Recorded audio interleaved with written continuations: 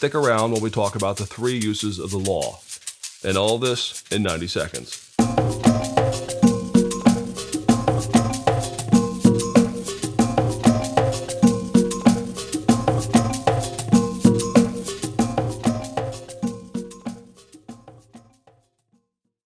What we mean when we talk about the 3 uses of the law are the 3 ways that the Bible can be used in everyday life. Now, the conversation about the 3 uses comes directly out of the Reformation, and it comes from the traditions of Lutheranism and of the Reformed faith. So not everyone throughout history has had this conversation. It is very much part of the Protestant world.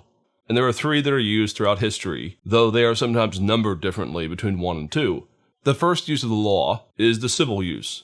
It is the image of a bridle. For those cases throughout history where a society has used God's law or the Bible as a rationale for certain laws or certain external measures within their community.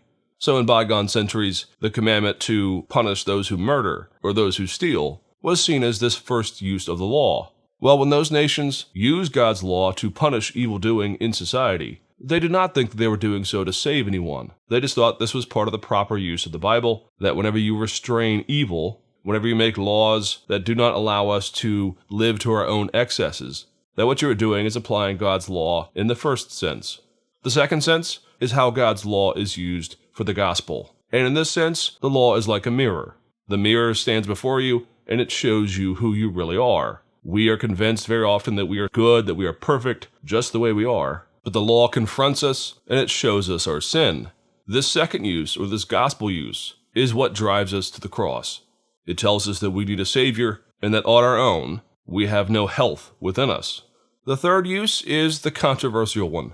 This is the imagery of a flashlight. And the question here is, after conversion, after you have been confronted with your sin and you have embraced Christ, can you ever use God's law for the purposes of sanctifying yourself or of putting up restrictions or boundaries for your life in order to live in obedience to Christ?